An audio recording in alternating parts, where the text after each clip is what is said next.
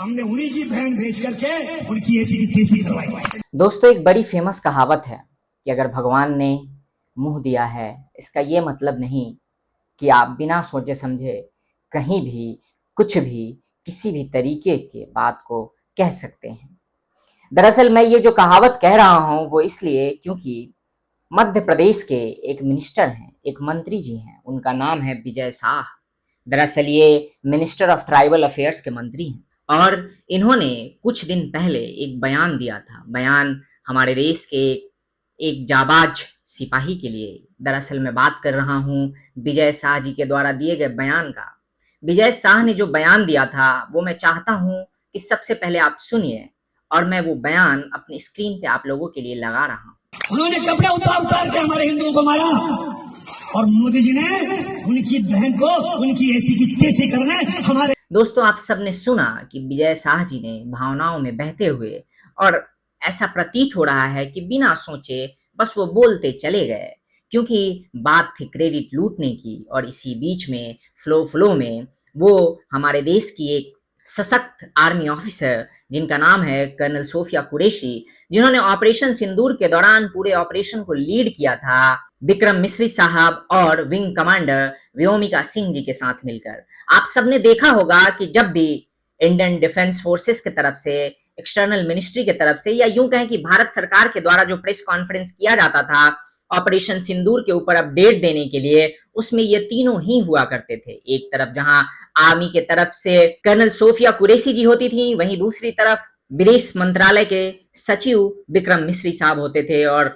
दूसरी तरफ एयरफोर्स से विंग कमांडर व्योमिका सिंह होती थी। इन सब ने हमें ऑपरेशन सिंदूर के बारे में अलग अलग तरीके के अपडेट्स दिए।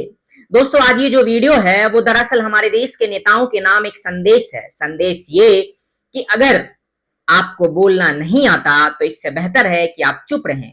उसके लिए मैं दिल से न केवल शर्मिंदा हूँ, दुखी हूँ, बल्कि माफी चाहता हूँ। अगर आपको बोलने की कला नहीं है और आप बिना सोचे समझे बोलते हैं सिर्फ और सिर्फ इस फिराक में कि कैसे किसी भी चीज की क्रेडिट खाई जा सके या फिर फ्लो में कुछ भी बोल दिया जाए, तो इससे बेहतर है कि आप चुप रहें। क्योंकि कहते हैं कि मुंह खोल के खुद को बेवकूफ दिखाने से बेहतर होता है चुप रह के लोगों को ये अनुमान कराना या उनको आभास कराना कि सामने वाला व्यक्ति जो है वो काफी समझदार और काफी संभल के बोलने वाला, पढ़ा लिखा, समझदार इस टाइप का है। दरअसल आप सोचिए कि ये सिर्फ और सिर्फ अपनी राजनीति चमका रहे हैं, चाहे वो विजय शाह जो भारतीय जनता पार्टी से आते हैं, जो मध्य प्रदेश सरकार में एक मंत्री हैं, वहीं दूसरी तरफ कांग्रेस के राहुल गांधी जी, जिन्होंने ट्विटर पे एक ट्वीट किया। ट्वीट मैं आप लोगों के लिए स्क्रीन पे लगा रहा हूं दोस्तों, आप खुद ही देखिए।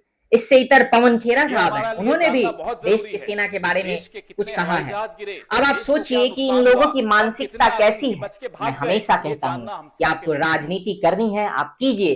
राजनीति करने के लिए इस देश में बहुतेरे मुद्दे हैं और बहुत सारे ऐसे तथ्य हैं, मुद्दे हैं, जनता की समस्याएं हैं, उन सब पे आप राजनीति कीजिए। हर पार्टी को, चाहे वो इस देश की राजनीति में एक सीट की पार्टी हो या अभी तक कोई सीट ना जीती हो या फिर देश की सबसे बड़ी राजनीतिक पार्टी हो, सबको राजनीति करने का अधिकार है। लेकिन वो राजनीति भारत के स्वाभिमान, भारत के आत्मसम्मान और सेना के गौरव के साथ नहीं होना चाहिए। चाहे वो कांग्रेस पार्टी के लोग हों, चाहे वो बीजेपी के विजय शाह जी जैसे नेता हों, या फिर और भी कई सारी ऐसी पॉलिटिकल पार्टी हैं जिनके नेताओं के बोल हमेशा बिगड़ते रहते हैं और वो हर बार सेना के स्वाभिमान, सेना के गौरव को ठेस पहुंचाने की कोशिश करते हैं और उसे बार बार मलाइन करते हैं। दोस्तों, ये सेना के गौरव पे जो ठेस पहुंचाते हैं, ऐसा नहीं है कि वो सिर्फ देश के अंदर ही रहता है, बल्कि वो देश के बाहर पूरी दुनिया में एक संदेश लेके जाता है। जब राहुल गांधी ये ट्वीट करते हैं और पूछते हैं कि भारतीय सेना के कितने रफाल या कितने एयरक्राफ्ट क्षतिग्रस्त हुए, इसका मतलब वो उस नैरेटिव को जस्टिफाई कर रहे हैं या उसको बल दे रहे हैं जो नैरेटिव अभी पूरी दुनिया में भारत के खिलाफ और इंडियन एयरफोर्सेस के खिलाफ चल रहा है। वो एस जयशंकर या भारत की सरकार से सवाल नहीं पूछ रहे, बल्कि वो भारत की सेना के गौरव के ऊपर क्वेश्चन मार्क लगा रहे हैं। जब विजय शाह इस बात को कहते हैं, जो भी उन्होंने कर्नल सोफिया कुरैशी जी के बारे में कहा, तो वो सीधे तौर पर भारत की सेना का अपमान कर रहे होते हैं, क्योंकि कर्नल सोफिया कुरैशी भारतीय सेना से हैं और भारत की सेना का कोई भी अपमान करे, ये किसी भी देशवासी के लिए बर्दाश्त योग्य नहीं होना चाहिए।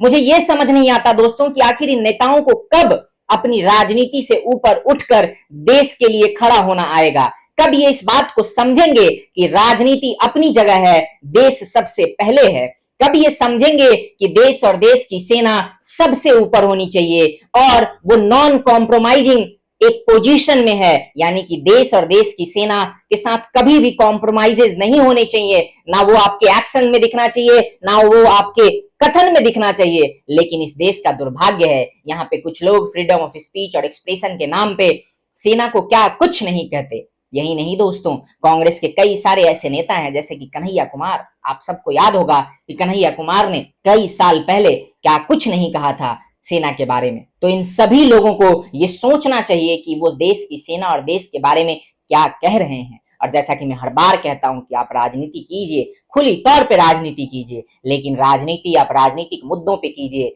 देश के सम्मान और सेना के गौरव के साथ मत कीजिए। वहीं दोस्तों अब वापस लौटते हैं विजय शाह के द्वारा दिए गए उस स्टेटमेंट के ऊपर। विजय शाह ने जो स्टेटमेंट दिया उसके ऊपर एफआईआर हुई और एफआईआर सुप्रीम कोर्ट तक गई। सुप्रीम कोर्ट ने उनकी सुनवाई की और सुप्रीम कोर्ट ने विजय शाह को काफी लथारा भी, उनको कहा कि आप कोई कॉमन सिटीजन नहीं है, आम नागरिक नहीं है, आप एक मंत्री हैं, आप जनप्रतिनिधि हैं, आप एक लीडर हैं। और जब आप एक लीडर, एक जनप्रतिनिधि और एक मंत्री के पद पे होते हैं तब आपकी जिम्मेदारी और ज्यादा बढ़ जाती है। आपके कथनों से आपके दायित्व झलकने चाहिए, आपके एक्शन में आपकी रिस्पॉन्सिबिलिटीज रिफ्लेक्ट होनी चाहिए। लेकिन यही तो दुर्भाग्य है इस देश का कि कुछ ऐसे लोग भी उस ऑनरेबल पोजीशंस पे बैठे हैं जो शायद डिजर्व नहीं करते अगर उनके कथनों को और उनके करनी को देखा जाए तो। दोस्तों बाद में कोर्ट ने इन्हें और ज्यादा लथेरा जब इनके वकील ने कहा कि इन्होंने पब्लिकली माफी मांग लिया है। कोर्ट ने उस पर भी अपना कमेंट देते हुए कहा कि माफी मांगने से काम नहीं चलेगा, आप क्या बोल रहे हो वो भी आपको सोच समझ के बोलना चाहिए, और इसके अलावा आप माफी कैसे मांग रहे हो इस पे भी डिपेंड करता है कि आपको माफ किया जाए या ना किया जाए।